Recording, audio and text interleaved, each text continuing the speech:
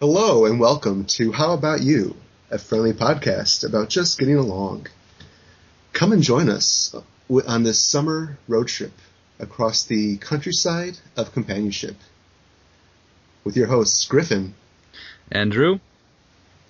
I'm an ethereal girl in an ethereal world. And, idol worship is a double plaything. So, right. How have you been in the intervening week since I've talked to you? The week? Yes, because these will be released a week apart from each other, and not at all 3 days apart. Still need to lie to the people. We have to keep up the illusion. We aren't the co-Wizards of Oz. Alright, so the 3 days ago that I saw you, 4 weeks ago, when this episode will be released. How have you been doing since then, I suppose? Pretty good. I do want to mention one thing I don't think I mentioned on the last show. This is still the week after I went to Chicago to tentatively enjoy the Chicago Improv Festival. I did mention that I got there and the show that I was going to see was sold out, so I didn't go to that.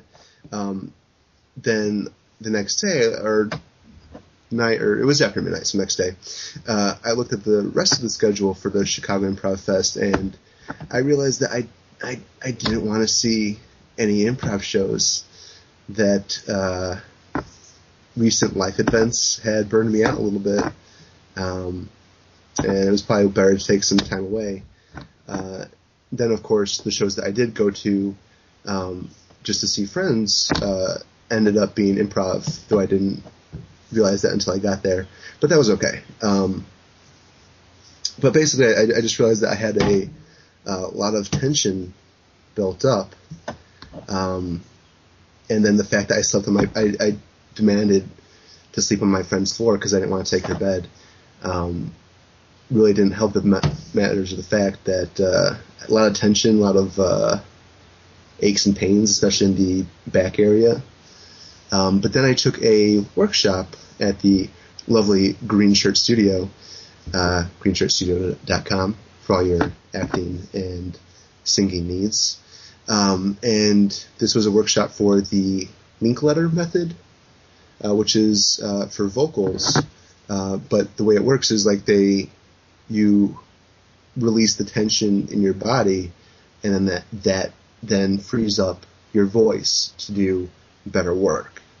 And it was a really good experience because I didn't realize until I was going through this and releasing tension just how much tension that I had been carrying for at least the past month in my back. So yeah, I released it. They also did a thing about walking around, and I started off like walking around realizing this is really painful. Like my right leg is painful in one way, my left leg is painful in a different way, but it's all just generally painful. And then by the end, having corrected my spine, my posture, released the tension, I was walking much more comfortable and had felt so much better.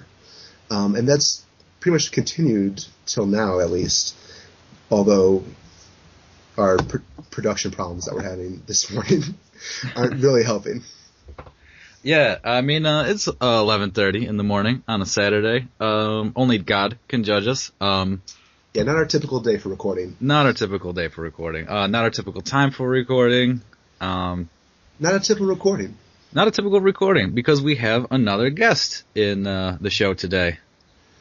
Joining us this week is wonderful director, comedian, improviser, also wonderful lawyer if you need him for any reason of patenting, James Korenchan. Hello. Did I say all those things that you just said about me are false. What? Have you been leading a double life? No, but I'm going to start today. Oh, man. I've heard good things. You get double the families, so I assume double the tax breaks. True. I'll have to tell both my wives about that. Well, if you do, I'm told they can't testify against you. Yeah, well, if you threaten them enough, they won't.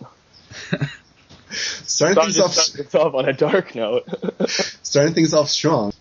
So what do we? How do you guys know each other? Well, Jim and I met like roughly half of my Facebook friend list via Chicago Improv. Jim and I took the same class at Second City. It was our level C, so about halfway through. Mm-hmm. Jim, you I have to say I decided to go into improv as opposed to stand up or auditioning for plays and whatnot, with the idea that I would expand my then current friend base from 0 to more than 0. You were very interesting to me in the fact that you walked into that class already having a friend. I did. I had one friend. He was my first friend, and I treasured him dearly because he's the only person I could convince to like me. First friend ever? Like full stop? Yeah. All right, that's more details than I realized. Yeah. You could do a whole nother podcast on my sad life, but I don't want to distract from what we're really here to talk about. We'll save that for another time. What brought you into improv in the first place? I'm kind of curious. So throughout my entire childhood and I guess even adult life, I would very much enjoy acting like different people and just pretending I wasn't myself. Sometimes that would just be for the sole purpose of annoying my parents. Sure, naturally. Other times it would be just because I have 4 younger brothers, and we would like act out different. We would make up characters, TV shows, movies, and we would act them all out. And so that's the kind of what got me to I like to act like an idiot. And so when I found out that there's you could go into a room full of other adults and act like an idiot with other people and no one will judge you, it was the most it's an incredibly freeing experience, as you know. Yeah, it is. And so how could I say no to that? And I guess I like the idea of not being tied to any kind of structure or script. Although as improv has various structure, but there's nothing nothing pre-written, and I like that. To me, that relieves the stress. Much less anxiety involved with that, or potentially less anxiety anyway. Right. Yeah, absolutely. I mean, I've never done improv per se, but I've played a buttload of Dungeons and Dragons, and I definitely get the appeal of just acting like a goofball. Yeah. So, and then that class also, you specifically took that time and day for a specific reason. Most people, they take a time and day and they continue on just because it's convenient for them, because that day that's free is going to stay free, and then also they've met a group of people that they've learned how to work with and in some cases become friendly with, and they want to stick with their friends. You and Brett, you two jumped ship for a specific reason. Yes, that reason was because we had such an incredible time learning from our level B teacher, Jay Suko. Boom. Incredible, talented, effortlessly talented improviser, and we wanted to have him again. There was more to learn from him. Yeah, that's true. He's bottomless well. If of nothing else, then just sheer joy and positivity. Yep. Or at least that's what he gives to us. I'm not sure how much he keeps left over for himself. But you never know. He could be a serial killer, but you know what? I don't judge him for that part. I just judge him based on what he does for a living that I see, and that's being an incredible improviser. And so he's an absolutely amazing person. Absolutely. If nothing else, I've learned from TV's Hannibal that serial killers come in all sizes and shapes and professions. But Jay he's a very wonderful person. I think more than any other teacher that I've had, not just for improv, just as far as teachers. I agree. He really instills joy of what he's teaching you. And in fact, I think could teach entire 8 to 12 week courses on enjoying what you're doing. Yeah, he doesn't even have to teach improv. He could be really teaching anything, and he'd bring that same type of enthusiasm to it. And he could, if he's passionate about something, he can make everyone else passionate about that same thing. Absolutely. And I don't remember if we did it in our class, because we were in it wasn't even a converted office room. It was a literal, like, someone's office. And yeah. It was very awkward. There was, like no air conditioning. It was, like, shaped like a Q, and then there was, like, a bathroom off of the little leg. Yeah. And then there was a crawl space that was very, very creepy. Mm-hmm. But in another workshop I had with Jay, he just had us play tag. And it was wonderful and freeing. And then he also introduced, like, things that we could exercise our actual improv skills, so it wasn't just, right. fuck around time. But he really does bring the sense of childlike joy that I think a lot of improv teachers kind of tout as one of the positives of improv. Right. But don't necessarily always bring it directly into improv itself. Yeah, yeah. But anyway, speaking of the wonderfully magnificent Jay Succo, the topic of this week's episode is idols. It's a great segue. Couldn't have been a better segue. Well, I bet Drew on our last podcast that I would have to put very little effort into getting you to bring up Jay on this episode. No, I probably would have at some point or another. So that's a gentleman's wager that you owe to me, Drew. That'll be $1,000, Drew. Pay up when you can. Drew. Where are we? You're still here. You're still showing me in the Skype. Where are you? Drew, I cannot hear you. Jim, can you hear anything? Yes. Yeah. Okay. Okay. Have you been talking this whole time? I have been talking this whole time. That's very funny. That is. Oh my God. We're having slight technical difficulties. Please stand by. Just slight technical difficulties. All right. So yeah. Bet. Yes. I don't remember what the bet was for. That I would not have to bring up Jay. That it would be done for me. Okay. Then the sentence that I put together was wrong because I don't remember what the actual wager of the bet was. Oh, it was a gentleman's wager. Oh, just a gentleman's wager? For $1,000. Yeah. Or if you don't have $1,000, an equal amount of pride. Oh, okay. Or if you don't have pride, you have to sacrifice a small child. It has to be a small one? Well, I mean... They're wiry and harder to catch. That's true, but... With the tranquilizer gun, it's significantly less hard to catch. Alright, so now I have to go get the tranquilizer gun. You'll have to and get the small child. That's a sponsor for you. What, trank guns or the child slavery trade? Oh, I didn't say anything about slavery. It was more like, I don't know, open the gates of hell. Sacrifice a child. Just the usual fare. The gates of hell, a wonderful vacation spot. Come, sacrifice a child on the white-hot arms of our dark god.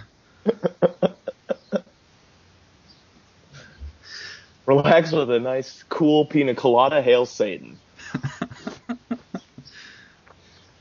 get a great tan with the glow of brimstone. Does the brimstone glow itself? Because it's always fire and brimstone. Because I assume it would be like a Laurel and Hardy type deal where the fire and the brimstone make they combine to make a interesting, entertaining. Like an Abbott and Costello, you got the fire's the straight man and the brimstone's the goofball. Something, yeah, along those lines. Yeah, I don't really even know what brimstone is. Me either. Like, it could just be sulfur for all I know. Can we talk about brimstone? I mean, maybe we'll find a way to segue into brimstone later. Guys, what's the deal with brimstone? So much stone, what's it doing with the brim? It's a stone that's filled to the brim with fire. Yo, that's the diamonds on my trucker cap. Don't worry about it. Oh, okay. So, I just looked it up. It's sulfur. Good call. Huh. So we should have learned that now, but I went to Catholic school. This was not in the curriculum. I did too. Surprisingly enough. Although now I'm starting to wonder, does the devil have truck nuts? Yo, the devil got some truck nuts. Yeah, absolutely. So speaking... Except his truck nuts are actual people nuts. Speaking of truck nuts, how about idols? Much better segue than I was going for. Thank you, Jim. Speaking of the devil, how about idols? Idols, false idols. You guys got them? I worship at the altar of the truck nut. Mm-hmm. The truck nut, surprisingly low in protein. Yes. Thank you. You're welcome. The cricket's chirping. If I'm going to take one thing away from this podcast, it's that. All right, good point. Whoa. Stunning insight. Stunning insight. So I'll start things off. One of my, I'm going to say pretty much my default idol would be a man by the name of Ian MacKaye, who is fairly famous for his involvement in the punk bands Minor Threat and Fugazi, and for more or less starting the straight edge movement with his song Straight Edge. But he's always been a person who, he is steadfastly vegetarian, doesn't drink or do drugs or anything like that. Everything involved with the straight edge lifestyle. But mostly I was thoroughly impressed with, not really his business acumen. I'm not a Warren Buffett fanboy or anything like that, but the fact that he decides to run his business in a specific way, that being Discord Records and to a certain extent Fugazi, where they're going to charge $5-10 for CDs, concerts are $5, all ages, no 21 plus, 18 plus, nothing like that. They make a point to, go travel all over. They've been to all 50 states, I believe, and many other countries because, they want to be there and give that music to their fans, give that same experience that they had as children to people, even if it's not necessarily, like a huge market like, I don't know, whatever the huge markets are in South America. I know they've been to Argentina, and how many big rock bands go to Argentina. But Fugazi especially, when Nirvana got big and all the record labels started going around buying up punk bands to put on their label to beat the next big thing. Mm-hmm. Fugazi was steadfastly, no, we're going to stay a part of our own label. We're going to control everything 100%. We're not going to cede any of our our own artistic control. Right. We're not going to give out any of our beliefs about playing all ages shows for $5 for the benefit of moving more units, basically, or being on, TRL. Go ahead. So you could say that what you really idolize about them is their freedom and their willingness to stick to their guns, stick to their independence. Yeah, they're, I guess, very steadfast beliefs that then inform the rest of what they do. As someone who really meanders through life without much of a guiding principle, I appreciate that as I appreciate people who, I don't want to say believe, I guess, because a lot of crackpots out there, but people who are, I guess, reasonable about their beliefs and then allow that reason to inform how they conduct the rest of their life. Yeah. People who, not just, for example, not just someone who's going to be vegetarian or vegan, but then someone who's I believe this, I don't think we should be eating animals, so I'm going to, make a better experience for people, to make it easier for people to go this route, and not just say, hey, knock that off, you have to start eating all these nuts, all these various grains and whatnot, and just, tell people what to do, but leading by example, I think, is the thing. Right. Without forcing any of your own beliefs and practices on other people, just being accepting of everything, while at the same time, like you said, just kind of taking what you believe and having it propagate through the rest of your life and how you conduct yourself. Absolutely. And especially in the case of the straight edge movement, which, is steadfastly no drinking, no drugs, no promiscuous sex, a few other things. The promiscuous sex always struck me as a weird include. Is it no sex or is it no promiscuous sex? Well, from what I understand, because there's a difference. The intention was promiscuous sex, but this was written. Minor Threat was when I believe Ian MacKaye was either in or just finished high school, so it has a certain youthful exuberance and lack of, and there's a certain ambiguity. They're just saying nothing, just straight across the board. But I'm sure, no drugs. But I'm sure Ian MacKaye, has used mucus relief at some point in his life. He's not an insane person, but some people take it that way. Where there's apparently gangs that are straight edge gangs, and if they see any of these behaviors, they'll beat you up. And then there's people who maybe not in a gang, but they're going to try to eschew drugs as much as possible, even if that includes, say, caffeine or coffee, which is just taking it to an absurd extent, I think, because then at that point it's just you're limiting your experience of the natural world and not just, harmful things in it.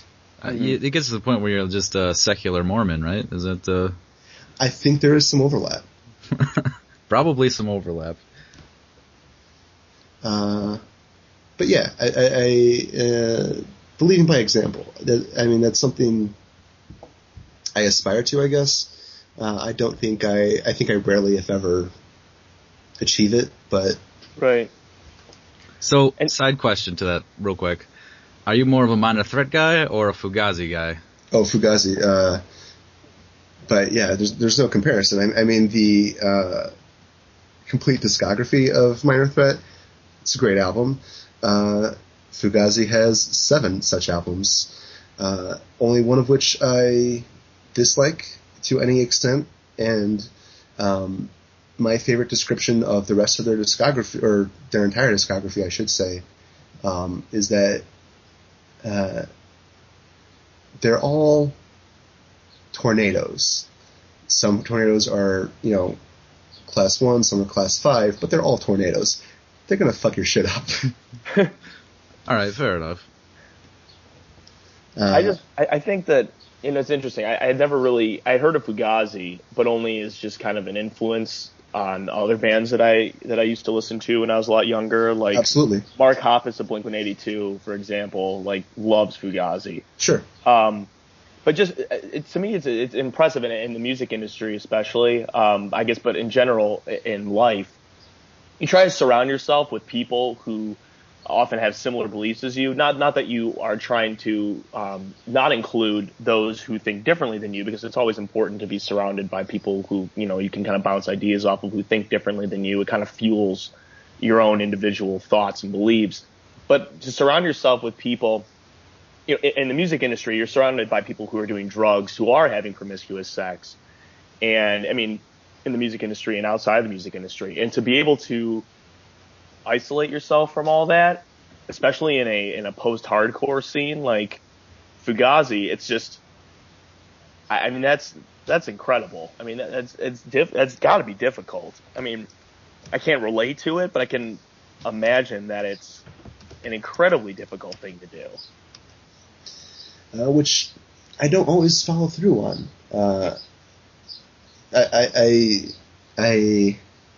I'm a vegetarian in theory, if not vegan. I don't think there's any real reason that we should be, living biologically. I understand that we're omnivores. We eat whatever we can. As humans of the 21st century, striving to be better than we were in the past, I don't think there's any real reason that we should be living off of other animals. Oh, really? I didn't know that. Well, yeah, I didn't know that either. And I'm the opposite side of the spectrum. Well, not so far opposite. I'm just like, kill all the animals. It's I'm an ignorance is blisser. I avoid documentaries that tell you about where the meat comes from. I don't want to know. I just want to eat a delicious steak, and that's me. Absolutely. I mean, I don't think many people know that by my wanton idolization of hamburgers and pizza. Damn it, you took mine. I was gonna. Well, now I got to come up with a different one. You'll improvise. But a teacher of mine once told us about like how he was in Germany, and I think it's the word for slaughterhouse is very close to the word for church or chess. I think it is. So he thought he was going to see like a beautiful church or like watch a chess tournament or something like that, and he showed up at a slaughterhouse and he watched a pig being slaughtered.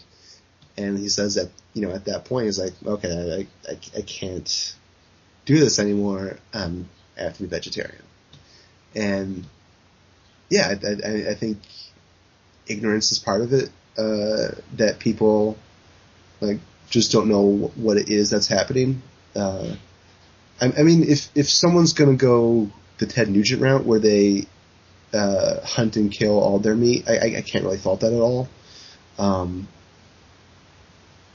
I can't fault someone who's self-sustaining on any level. Mm-hmm. But part of it for me for a long time wasn't so much ignorance, but sort of like rationalizing it to the point where it was kind of like, well, if I want to be able to eat affordable meat, I have to accept that there is X amount of cruelty in that process. Yeah. So, I mean, like, if I want to eat chicken nuggets, I have to accept that a couple chickens are going to get boiled alive to get their feathers off. You know what I mean? In the case of chicken nuggets, I'm not sure about that. They're not even real chicken. That's a different conversation. Yeah. I know what you mean. Yeah. But thinking about aliens and people, I wouldn't really appreciate it if, like, an astonishingly advanced alien race showed up and was like, these humans, they're not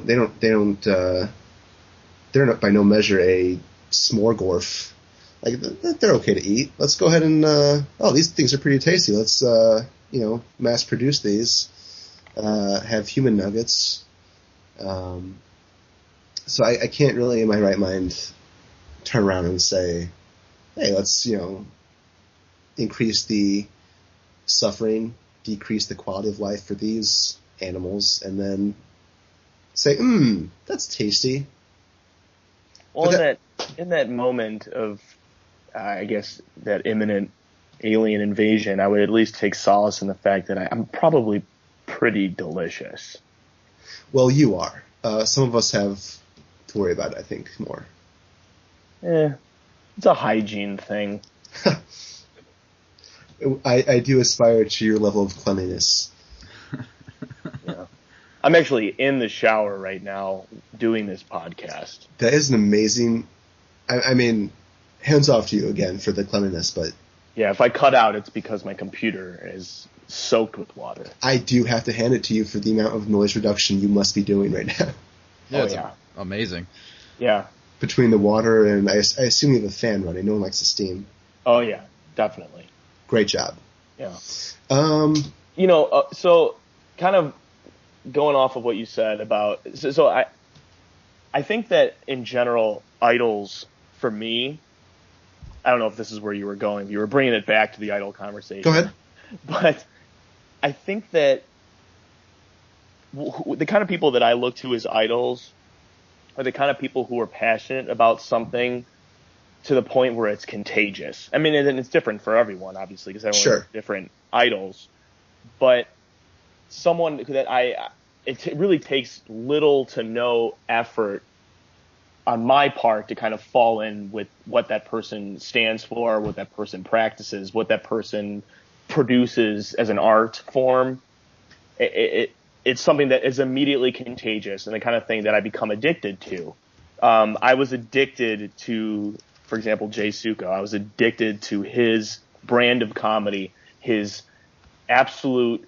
contagious behavior. Sure. You show up to his class and you want to learn everything. You could sit there all day and listen to everything he has to say. Yeah. You want to know what his opinions are and what you're doing. You want to impress him. And it's just, you can't, it affects the way you conduct your everyday life. Not to say I spend every day thinking of my idols, but it just kind of shapes who I am. I'm glossing over the obvious, but I idolize my parents for sort of similar reasons. I wouldn't say that all of their beliefs and practices are contagious. You don't want to sit with your parents forever and just hear everything that they have to say? Well, I've been doing that for like 26 years now, so I can't, I guess it was more to focus my idol conversation on people that, a lot of people idolize their parents. So Sure. My parents are both just absolutely brilliant people, and they kind of, actually, I do have something to say about them, because, so if it weren't for them, I wouldn't be anything close to as creative as I am now, and I idolize that certain parenting practices of theirs that I hope to reflect in my own life. And that's that they kept me away from TV and video games a lot, or at least as long as they could until it got to a certain point. And so when they did that, it forced me to have to kind of create anything that I wanted. Like, for example, they wouldn't let me watch a particular TV show. I would create characters and, act out my own TV show. And I'd probably make it inappropriate because they wouldn't let me watch certain TV that they deemed to be inappropriate. When they wouldn't let me listen to those types of punk rock albums that had parental advisory stickers on them, I created my own band name. I wrote songs, so to speak, and I wrote lyrics to them. I made an album artwork and everything. What was the name of the band? Oh God. It was Rad 72. And it was you can't see it, but I'm just burying my face in my hands right now. It was influenced by Blink-182, but clearly terrible, just absolutely terrible. I still, I think if I went back home to my house in the suburbs of Chicago right now, I think that there might actually be hidden some of that stuff that I have. I need to go find it. Because or frame it. Put it in a shadow box or something. And just kind of own it, because I'm incredibly embarrassed having just remembered that. But I guess in a less embarrassing way, when my parents wouldn't let me get a Nintendo 64, I created my own out of a box, and I made cartridges out of cardboard, and then I would take pieces of paper and I would draw screenshots of games that I liked, or I would create my own games, and I'd create my own box art. I would get a box that looked like an N64 game box, and I would draw on it and tape over it and create my own games. So if it weren't for my parents kind of sticking to their philosophy that you shouldn't just park your kids in front of the TV, and in front of a video, playing a video game screen, like I would not have been driven to create anything. That's a good point, because I mean, my knee-jerk reaction, I guess, is when you say that my parents wouldn't let me watch TV or play video games, is that they're constrictive, and they're just like, that's the devil's work, and you're not going to have any of that. And oh no, they weren't on that level. Though I've heard of some parents that kind of take it a little too far. Though they weren't too forceful or mean with it. I mean, granted, at the time it was kind of like, I hate you, just let me get a damn Nintendo 64 for Christ's sake. But it was fair, and I didn't really realize. You never really realize how fair your parents are being until later in life. Unless of course they're unfair. Everyone has a different upbringing, but I don't know. I couldn't be more thankful to them for that, really. That's good. So would you say, like, top three? I'm assuming it's some combination for you of your parents and Jay. What would the order be? Oh man, you're tapping into my anxieties. My anxieties, but also my love of ranking and listing things. I don't know if I could do that. I don't even know. I'm probably not. I don't know if you should. I shouldn't. I mean, I don't want to offend anyone. I could tell you another idol of mine if to round out the top. I mean, I don't know if they're my top three. But did you have someone else you wanted to talk about? Well, you know that how much I love David Lynch. I do. So, strictly platonic, but there's a love there. But I think that's a different thing. I've never met the guy. I see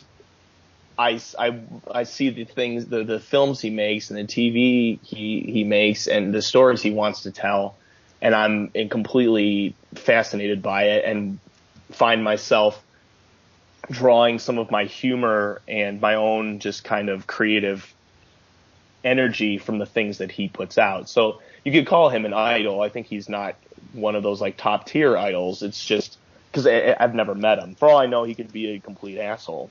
Sure. But it doesn't change the fact that the work he puts out is something that is contagious to me. It's something that if I ever were to have the freedom to make as many films as I ever wanted to, I would, I'm sure, emulate him. Awesome.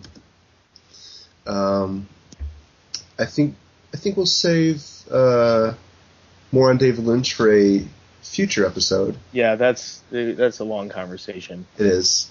So Drew, how about you? You said it. I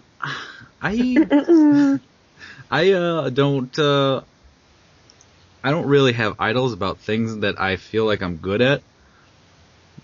If you know what I mean. Like, I don't have any writers who are idols. So, wait, are you saying that like you think you're the tops, or? I don't know. That's not what I'm trying to. I'm trying to say that like understanding a certain thing about a craft, I don't aspire to be anybody. You know what I mean? Like, I don't aspire to be Stephen King, or I don't aspire to be like George R. R. Martin, or I don't aspire to be Neil Stephenson, or I don't aspire to be Ian M. Banks. Like, you don't want to duplicate anyone's success. Right. That kind of thing. Like, I don't think like, man, if I just like really suck Kurt Vonnegut's dick, well, that's I could really replicate the bottled lightning that he released. So, a lot of the idols. Is that how you get people's powers? Is that how you do it? I'm pretty sure that's how it works. I've been going about it all wrong. Why do you think I've been trying to get you alone, Jim? Oh. So I've been kept out of the loop. I had no idea. I'm sorry for interrupting. So most of the idols that I have are in music, I suppose. Like the two biggest are probably Bob Mould of Husker Du and Sugar. Just because, all right, so you release 3 good punk albums, and then all of a sudden you drop Zen Arcade, which is one of the most progressive rock punk albums ever released. Also, you're gay in the hardcore scene, which is a little bit touchy. In he was openly gay forever, right? Like he's never. No. No? Not until Sugar? I'm thinking of someone else. Okay. I think you're thinking of someone else. Because he wasn't openly open until From what I Sugar. From what I understand, like it was rumored for a while that Husker Du had a gay member. Yeah. And then I think everyone assumed it was the bassist because he had like a ridiculous mustache. Yeah. But then it turned out to be the singer-guitarist and the singer-drummer were both gay. So, like, right. Just goes to show you what rumors are worth. Yeah, and Sugar, I've listened to Sugar first because that was like when I was alive, and then went back to Husker Du later, and and then even after all of that, going and doing like writing and being a booker for professional wrestling, like. Wait, he did that? Yeah, for WCW, he was a writer and a booker. Time? Yeah. I was not aware of this. Yeah, he was a writer and a booker for WCW when it was still around. Huh. Yeah. So I mean, just like the scope of the guy's career and the up and down and the just doing like, all right, I'll do that thing, whatever. I'll make some pop albums. I'll write some wrestling scripts. It'll be great. I kind of aspire to that kind of just like, I'll do whatever the fuck I want. I ain't even mad. And the other one that really hits close to home is Frank Black, Pixies. Just being a really uncool upper middle class white guy as a uncool upper lower class white guy. Really connect with that guy and just I'm gonna try and pretend to be as cool as I can with my lyrics. In the same way I try to be as cool as I can with the bogus bullshit that I write. So. You guys and your music idols. Yeah, I guess. I guess it's more of, I think, like it's not necessarily, you see, not that you want to like endeavor to the same things that someone else does, but you appreciate the nature of how they do their things, and that's the same nature of how you want to do your things. Like I've been watching a lot of Gordon Ramsay lately, and I really like how he does things, honestly. The way he yells at children. Well, that's marketing. But like watching his shows, like he's very like every person he comes across, he's like he is he's very personable. He's like fully into them. Like he gives them his attention while he's talking to them. He's never like split. Like, and it's not just like the people who like run the restaurant. Like he'll do that with, people walking down the street that he stops to talk to, or like a kid that just happens to be there. Like he'll be joking around with them. Like, and but he'll not like just like, hey kid, here's this joke that you don't really get, but like he like really goes down to their level, like not like he's like above them or anything, but like he'll just joyfully play around with this kid, and it's not really a part of the show. It gets put into the show because it's like this interesting thing that this funny little thing that this guy's doing, but it's just he puts himself so fully into every aspect of what he does, whether it's talking to someone on the street, cooking food, organizing the front of the restaurant, how things operate, and that's really the way I would like to operate, in my business dealings, in my artistic endeavors and whatnot. But to echo like what Drew said, you don't really aspire to be the next Gordon Ramsay. You don't, you're just taking little bits and pieces from these people's lives and applying it to your own. Absolutely. Which I agree. I don't really aspire to be the next David Lynch. I don't even really aspire to be like a guy who makes films for my sole living. I guess the closest thing you could say is I aspire to be at least half as good as my parents were to me. And that's probably the extent of it. Yeah.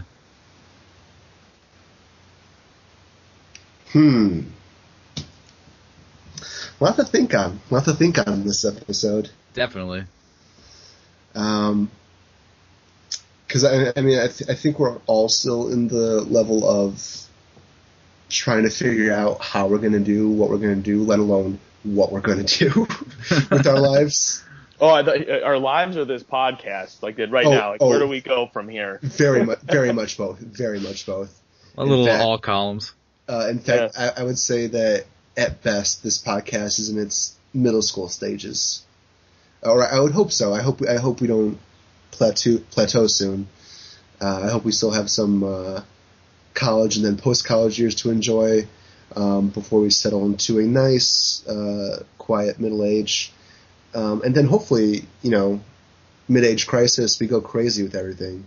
I don't know about you guys, but I think I peaked in middle school. I definitely did not. In fact,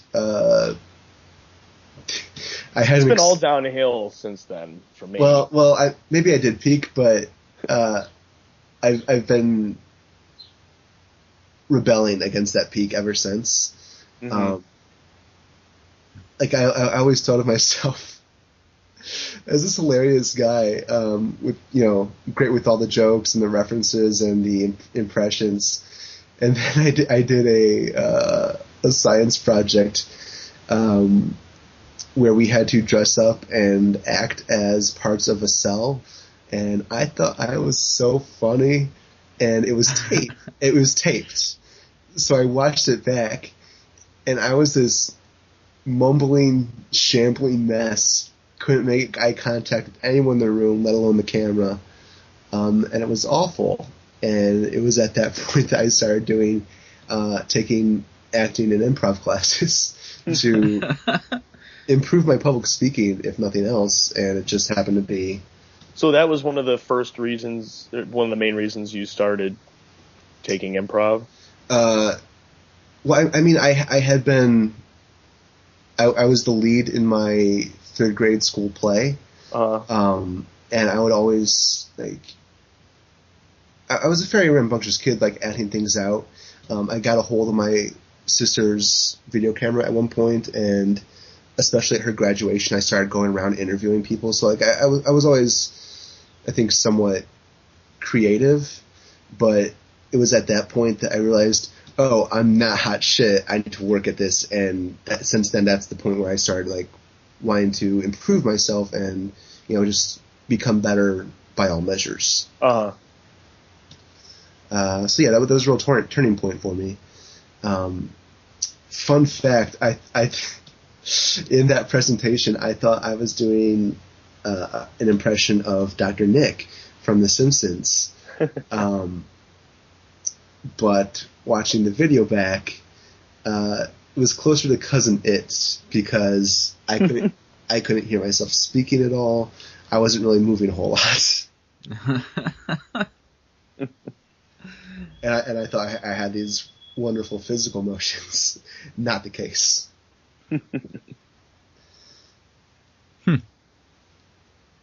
What's that? Is that a thoughtful hymn, or is that a judgmental hymn? Who are you talking to? Whoever just went, Did we both? We both did that. I think we both did. We're going to answer at the same time. Thoughtful. And thoughtful. So what are you guys ruminating on? Whether I could do a better Dr. Nick than you in middle school. Essentially. That's essentially what I was thinking too. I think we need to, agree to a pact right here and now. If any of us ever get a time machine, we need to settle that. Definitely. That's the first stop on the time machine. That'd be a very complex episode of this podcast. I think we could make it work. I think, Skype was probably around in some form back then. In middle school? No. You don't think so?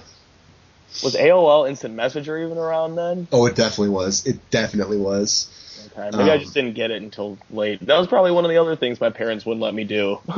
So middle school, that would have been, 1997? 98? What? Oh, what year is middle school? I was homeschooled, you know this. Oh, that's right. 50, so it was a long time ago for him. I guess it's hard for me to conceive of an American outside of the American education system. I never thought of that. You don't have the grade levels in homeschooling? Not specifically what middle school is. Well, middle school would be 6th through 8th grade, roughly. And that's more like junior. I thought that was junior high. Middle school was more like 1st through 6th grade or something like that. That's elementary school. Oh, yeah, right. What the hell? What's wrong with you guys? I have no idea what any of these distinctions are. Jim, we didn't grow up that far from each other. It's like we could have like a regional difference. Maybe I just had no idea what was going on. You're right. Middle school is junior high. That's fair, I guess. Middle school is junior high. You're right. So, I never referred to it as middle school. Okay. So for me, at least, that would have been, I think 03 through 05. That sounds about right. And you guys are, I think, both 2 to 3 years older than me, so that would have been 2000 through 2003 would be me. All right, that makes sense. Drew over here is probably the top of his class in the homeschool, so he's accelerated. Yeah, I never finished my senior year. I ended up going to community college. Wait, what? Wait, yeah. What? Yeah, I didn't finish senior year. Not only did you buck the traditional American education system, you bucked the non-traditional American education system. I idolize you now. Yeah, I went to community college at 16. Wow. I kind of like you a little bit less. I like you more. They have if you finish 5 credits, they give you an honorary degree, essentially, for high school, like an honorary diploma. So I did that, and then I finished the rest of my associates and then my bachelor's at a different school. Yeah. So when did you graduate with a bachelor's? I was on the 5-year plan, so 2011. How old were you? How old was I? What would that be? You've been 20, 21, 22? Yeah, 21, 22. Okay. if I did simple math. So I guess it worked out basically the same for you, that you graduated and entered the workforce as most people. Yeah, it's that fifth year that I took really ironed things out for me. Nice. Yep. All right, you guys got anything else to add? I have one thing that I forgot to mention earlier when we were talking about our level C class, Griff. Sure. Is that you were someone that I idolized in the way of being. No, I'm not kidding. Not at all. That the kind of supporting player from an improv standpoint. Because as you probably remember, I would often I would come into a scene loud and I would hopefully not obnoxious, but just kind of forcefully. Okay. And you often would you'd kind of, when you were in a scene with me or with anybody, you would sit there and you'd look at them. You wouldn't speak often, but when you did, it was always complete gold.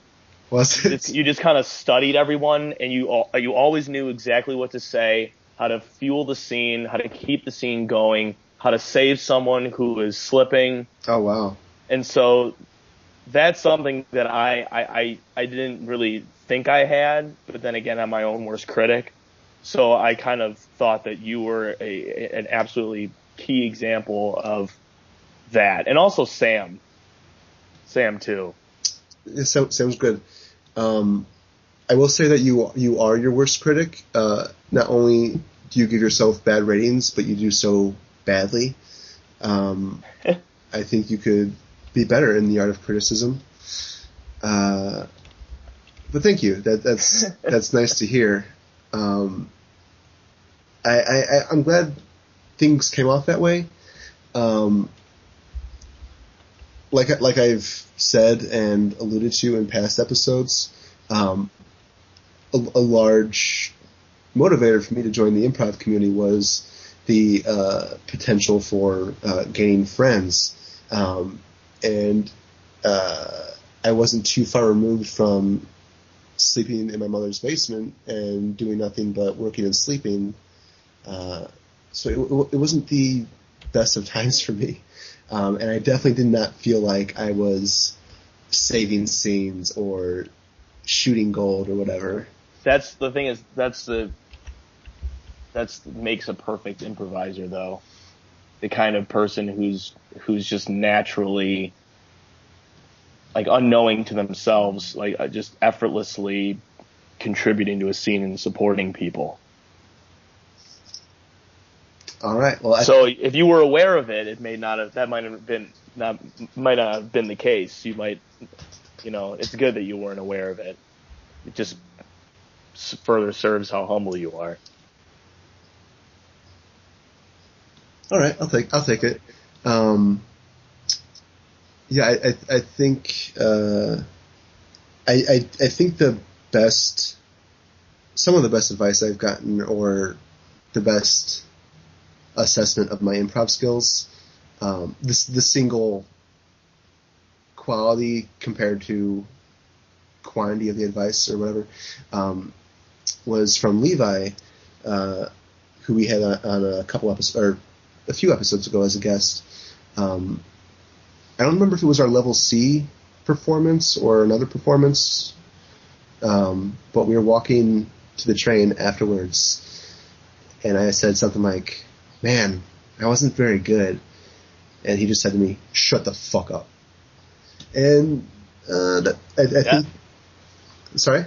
Yeah, no, I just, every time you get a little down on yourself, just picture that. Just shut the fuck up, Griffin. I honestly do. I do think that helps me not to be my own worst critic and not go off the deep end of self-sabotaging, but more reasonably assessing. food for thought, I guess. Shut the fuck up, Griffin. Yeah. I got a little carried away. Oh, it's like boy. that's not, you should sign off like that for future podcasts. How about you with Griffin and Drew? And as always, shut the fuck up, Griffin. I don't know if it's made it to any of the aired part of the podcast, but I'm sure a lot of the off-air does have a lot of Drew telling me to shut the fuck up. You guys will censor this for language, right? Because this is just, I want to show this to your parents. Yeah, my parents. We can do a clean version. Yeah, because it's like, oh, Mom and Dad, I talked about how I idolized you, and then we talked about sucking Kurt Vonnegut's dick. It's like, well, we can. But that's the kind of podcast I wanted to be a part of. So I thank you guys. A dick sucking podcast. No, that would be boring. That would just be one noise the entire time, unless there's like some conversation in between. But details. Dirty talk costs extra. I'm sorry. Yeah. So, what have we learned this episode? What is going to inspire us going forward? That influences can be transmitted orally through fellatio. Amen. Or were you asking for a serious one? Whatever you want to leave us with. Well, that was my serious one. I guess my joking one is that what I've learned is we all have similar. We have very different idols. You guys specifically with music, but I think that everything that was really in common with them is that they had. I mean, I guess this is the definition of what an idol is: someone you revere. But like, it's just a practice that someone has this practice or ideology that you can't help but be contagiously, infected with. You just are forced to, reflect in your own life. Yeah, definitely.